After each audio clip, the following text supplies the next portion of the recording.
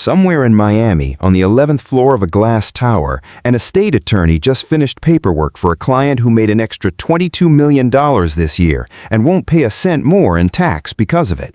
Not because they broke a rule, not because they hid money in some account on an island nobody can pronounce, because 3 years ago, before that money ever existed, they finished the structure that already accounted for it. That's what almost nobody explains about how the truly wealthy operate.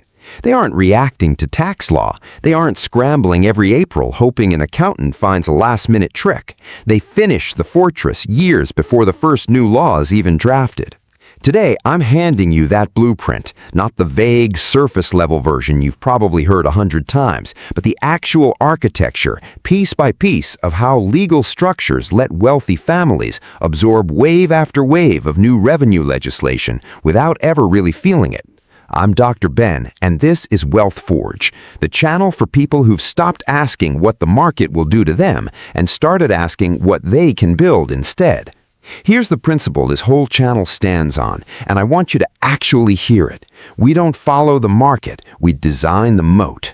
In a world of followers, we are the architects of our own freedom.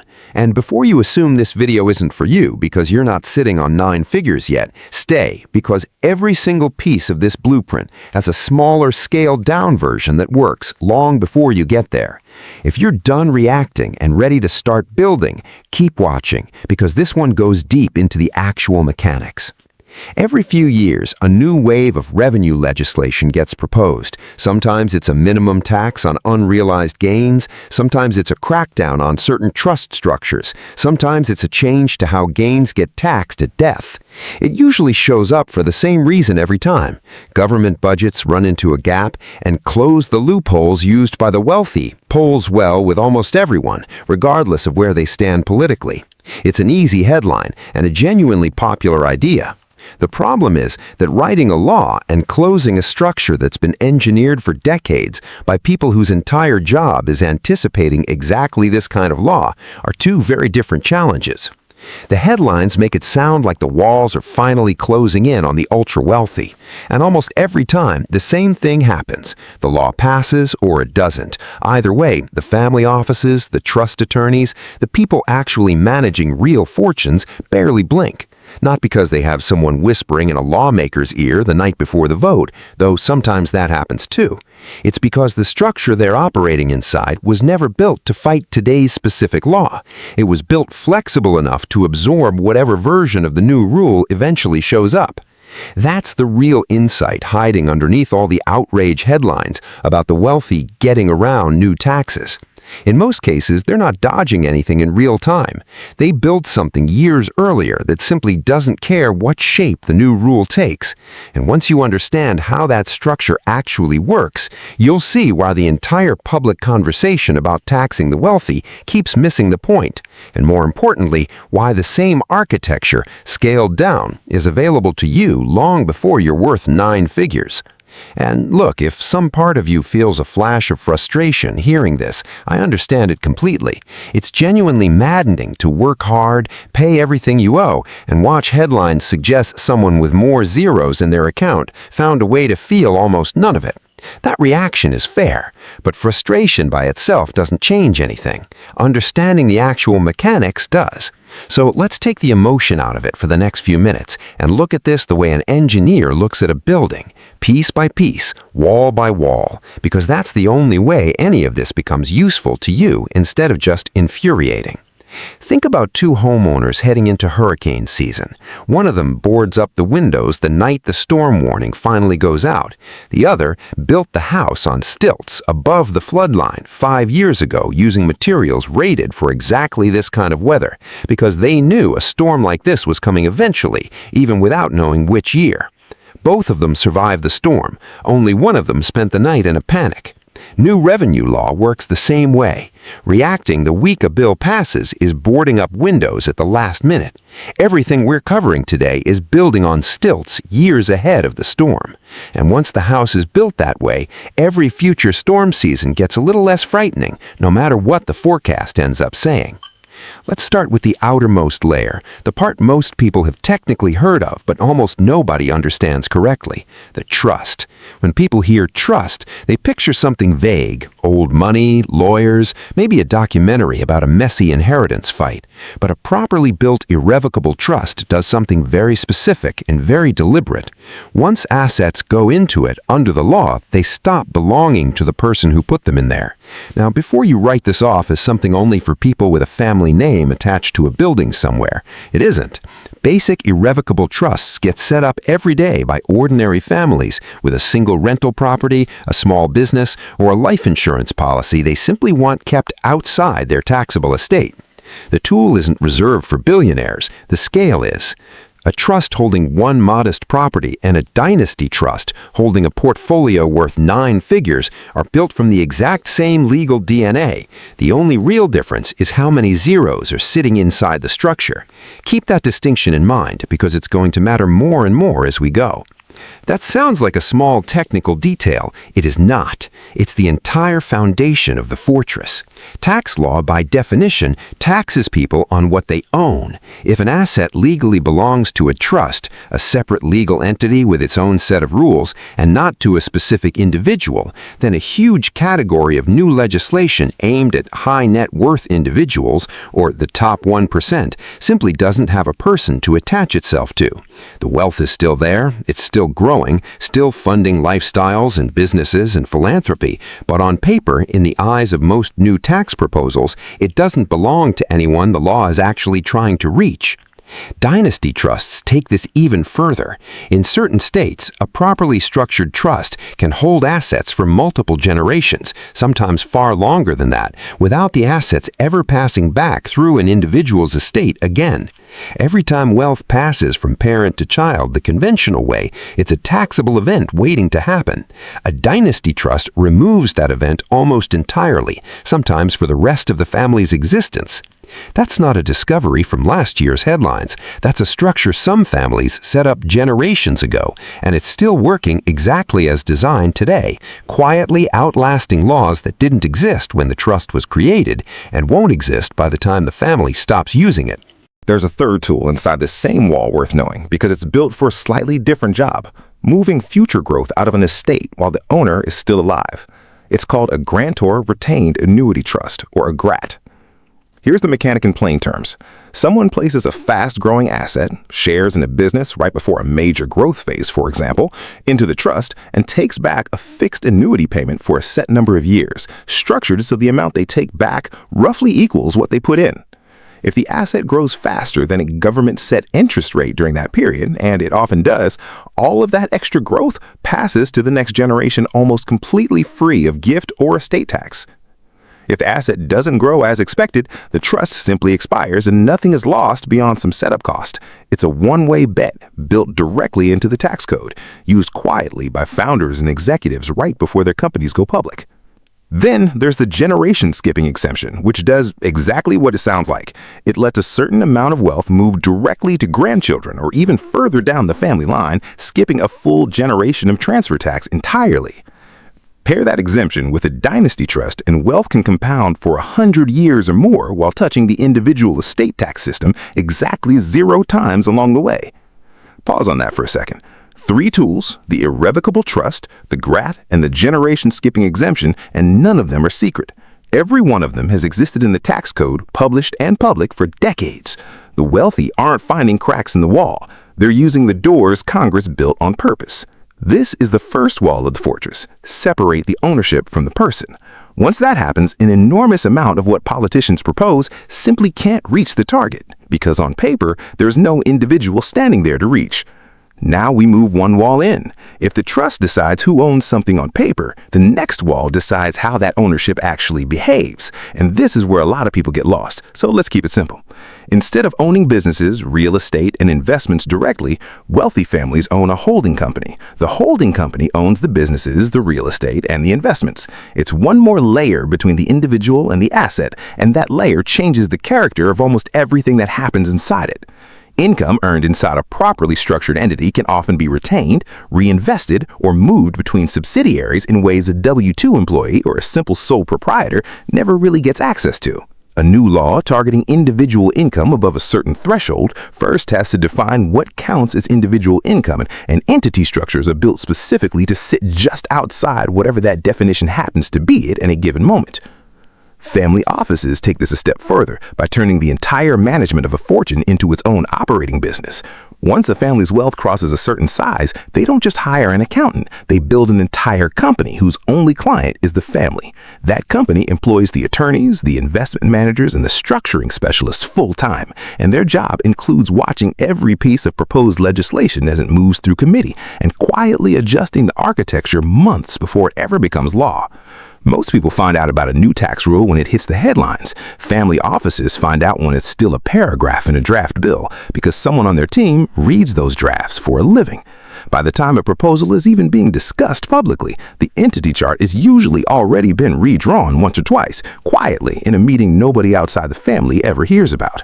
One more entity worth knowing about sits inside a lot of these structures without anyone talking about it publicly. The captive insurance company. A family or business forms its own licensed insurance company to insure risks the family or business actually faces, things standard commercial policies won't fully cover. Premiums paid into that captive are deductible to the business paying them, and under the right structure, they build up inside the captive in a tax-advantaged way, creating a second reservoir of capital that operates completely outside the individual income system. It's fully regulated, fully licensed, and reviewed by actual insurance regulators. Not a gray area trick, just a structure most people have simply never heard of. An entity doesn't hide money, it changes what the money legally is. That single distinction, hiding versus changing the legal character of something in full view of every regulator involved, is the difference between everything we're covering today and the kind of behavior that actually lands people in real legal trouble. Keep that distinction close because it's going to come up again. Now we step outside the walls entirely, to the towers, the layer people misunderstand the most because they picture something sinister, a suitcase, a numbered account, a movie villain in a trench coat. Here's the reality. What does jurisdiction actually mean for someone who isn't hiding anything? It means recognizing that different places tax income, capital gains, and estates differently, and structuring where things are legally domiciled accordingly, in the open, on the record, every time. Inside the United States alone, this shows up constantly. Someone who spends the majority of the year and establishes legal residency in a state with no income tax, Florida, Texas, Wyoming, and a handful of others, simply isn't subject to a state income tax bill that someone living in a high tax state pays every year without a second thought. That's not an aggressive maneuver. It's a documented, defensible choice about where a person actually lives, made with full transparency to every tax authority involved. Puerto Rico offers an even more specific example. Under a set of tax incentive programs the territory has offered for years, a U.S. citizen who becomes a genuine bona fide resident of Puerto Rico can, under the right conditions, see certain categories of investment income taxed at rates dramatically lower than what they pay on the mainland, all while remaining a U.S. citizen, filing U.S. paperwork, and staying fully inside the law. It isn't a secret, it's published public policy specifically designed to attract capital to the island. The people using it aren't hiding, they're following a set of rules exactly as written. Even the choice of which state holds a trust matters enormously, and this is a layer almost nobody outside the industry knows exists. States like South Dakota, Nevada, and Delaware have spent decades competing to write the most favorable trust laws in the country. Stronger asset protection, longer allowable trust durations, more privacy, fewer court interventions. A family in California or New York can, and very often does, hold their trust under South Dakota law, while never living anywhere near South Dakota, simply because the state's statutes are better engineered for what they're trying to build. It's not a loophole. It's literally why those states wrote those laws, to compete for trust business the same way states compete for corporate headquarters. The pattern across every one of these examples is the same. The fortress doesn't fight the law. It simply exists inside whichever jurisdiction offers the most favorable version of the rules, and it's built with enough flexibility to move again if a jurisdiction changes its terms.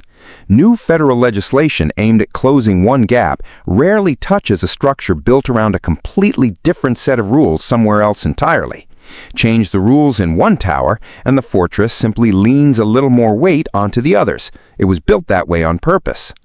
Now here's the layer that causes the most confusion, and honestly, the most legitimate frustration once people actually understand it. I call it the drawbridge, and it's about how wealthy individuals get to spend real money without ever technically realizing the kind of income that triggers a tax bill in the first place. It works like this. Instead of selling a stock or a business that's grown enormously in value, which would trigger a capital gains bill, a wealthy individual borrows against that asset instead, usually through what's called a securities-based line of credit. Loans are not income. They've never been, under any tax code in any country with a functioning credit system. So the person gets access to real cash, sometimes tens of millions of dollars, to buy property, fund new ventures, or live at whatever standard they want, all without a single taxable sale taking place. The original asset stays exactly where it is, still growing, still compounding, completely undisturbed by the whole transaction. I'll be straight with you, this layer isn't risk-free, and anyone who tells you it is hasn't lived through a real downturn. Borrow against an asset and then watch that asset drop sharply in value, and a lender can issue a call demanding more collateral or repayment, sometimes fast. This is the layer where the fortress can actually crack if it's built carelessly. We're going to take an entire video apart on exactly how that risk works and how it's managed properly, but for today, just hold on to the core mechanic. Then comes the piece that makes this structure almost impossible for new legislation to touch. When that person eventually passes away, in most cases, the asset receives what's called a step-up in basis. Its value resets to what it's worth on the day of death for tax purposes, and any capital gain that built up over an entire lifetime, sometimes decades of growth, simply disappears from a tax perspective. The heirs inherit the asset at its new current value. The loan gets settled, often by selling off a small portion of the now reset asset, and a genuinely enormous amount of wealth has just moved across a generation, having triggered almost no capital gains tax at any point in the entire process. Borrow instead of selling, then let the step-up erase the gain at death. That single mechanism is one of the biggest reasons proposals to tax wealth based on income keep missing the target. The wealth was never structured as income in the first place. It was structured as collateral. The fifth layer is something I'd call character conversion, taking a category of gain that would normally be taxed heavily and legally converting it into a category that isn't. Take real estate. Under a section of the tax code that has existed for decades, an investor who sells one investment property and rolls the proceeds directly into another comparable one can defer the capital gains tax entirely, sometimes indefinitely, repeating the process across an entire career, and then letting the step-up in basis we just covered erase the deferred gain completely at death. That isn't a new discovery. It's been sitting in the tax code since long before most of the people using it today were even born. Layer that on top of depreciation, the ability to deduct a portion of a property's value against income every single year, even while the property is actually rising in value in the real world. And you get a strategy that produces paper losses used to offset our income, real cash flow from rent and appreciation simultaneously on the same asset using rules written directly into the code. Even the eventual recapture of that depreciation, when it applies, gets folded back into the same rollover and step-up cycle, so it rarely ends up costing what it looks like it should on paper. Opportunity zone investing works on a similar principle, but was built more recently, specifically to redirect capital toward underdeveloped areas.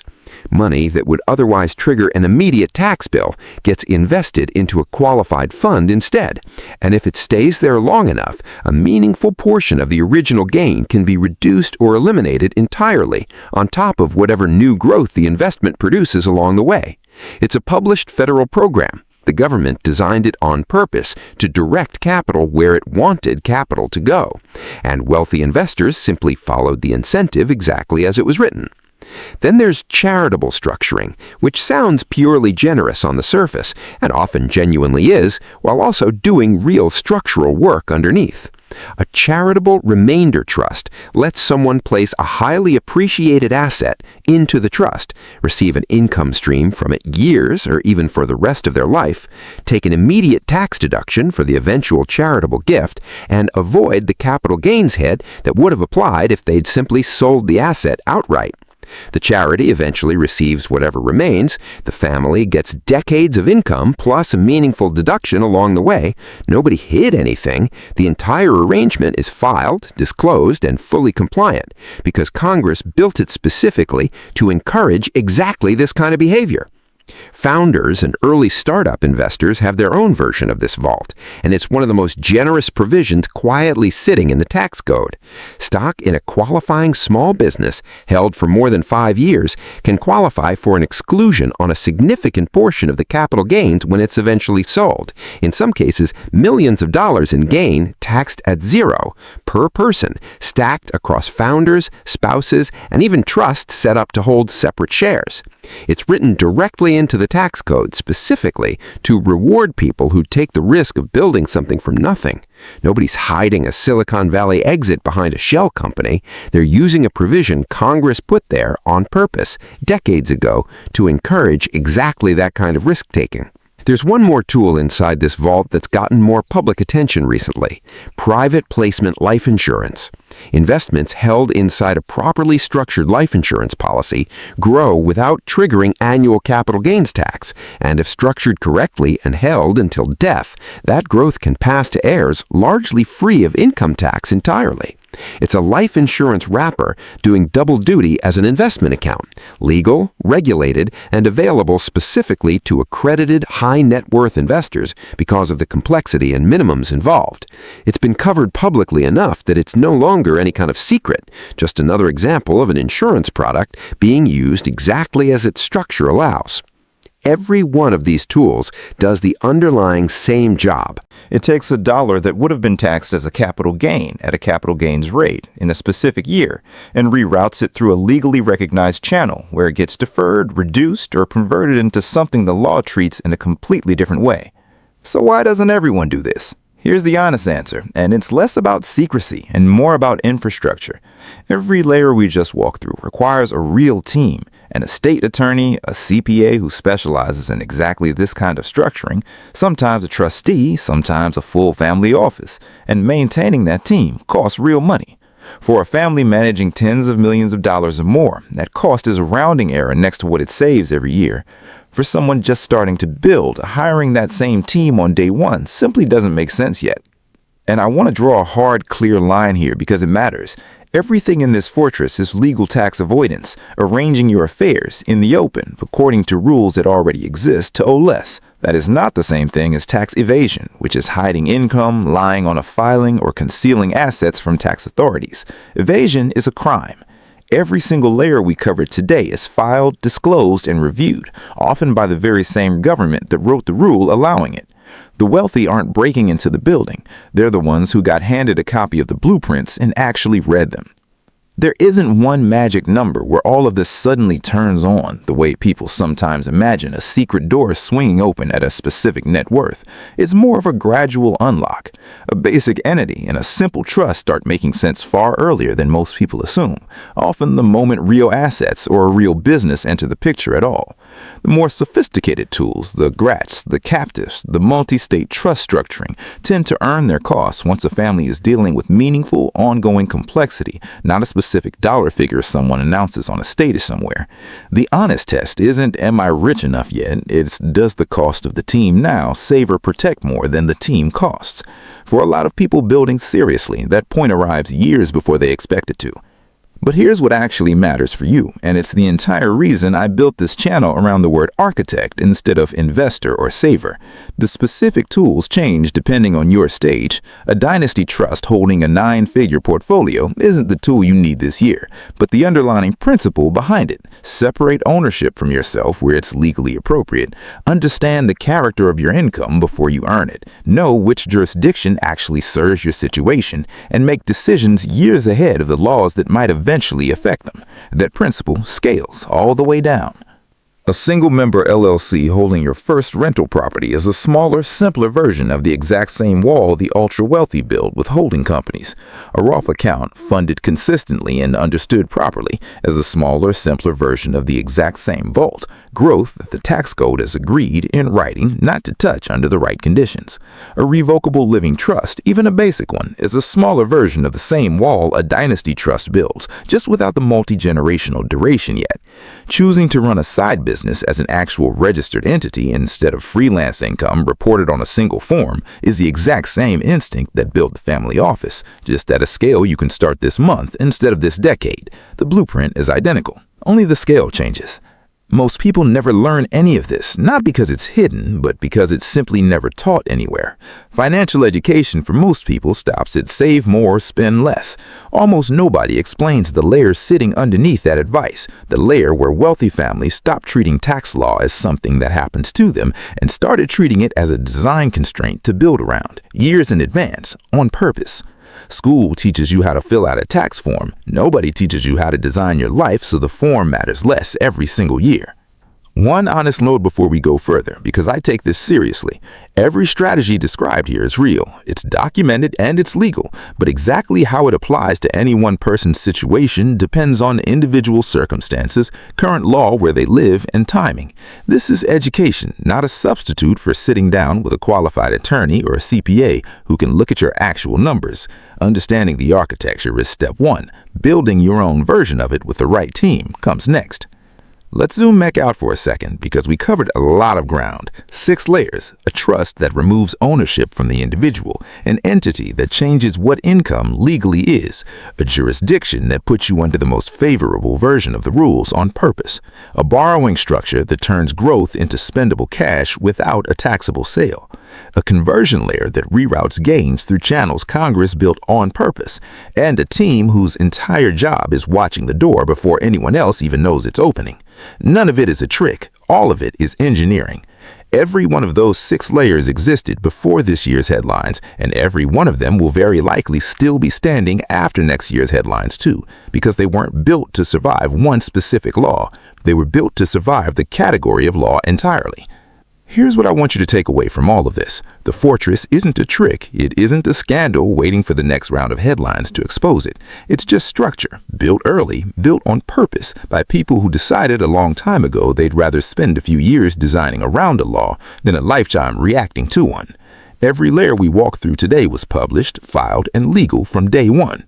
The only real difference between the people using it and everyone else is that somebody at some point actually sat them down and explained how it works. That's what this channel exists to do for you. So, here's my question for you, and I actually want you in the comments answering this one, not just scrolling past it. Of the layers we covered today, the trust, the entity, the jurisdiction, the borrowing structure, the character conversion, or the team behind all of it, which one is furthest outside your current situation right now, and which one could you realistically start building towards this year? Be specific in your answer if you can. It genuinely helps me shape what we build next on this channel. I read every comment on these videos, and honestly, some of the best topics on this channel came directly out of questions people asked right there in that comment section. Hit subscribe if this is the kind of thing you want more of, the actual architecture behind how money really moves instead of another video telling you to skip the coffee. This channel is where that lives every week, so consider sticking around and joining the architects who are already here. And if you're sitting there thinking, okay, the borrowing piece, the idea of using debt instead of selling assets, that's interesting. But how does that actually work without putting yourself at real risk if the market turns against you? Hold that thought, because that's exactly what we're building in the next video. The real mechanics and the real risks behind using debt as a structural tool instead of a liability. Until then, we don't follow the market. We design the moat. In a world of followers, we are the architects of our own freedom. I'm Dr. Ben, this is WealthForge, and I'll see you in the next one.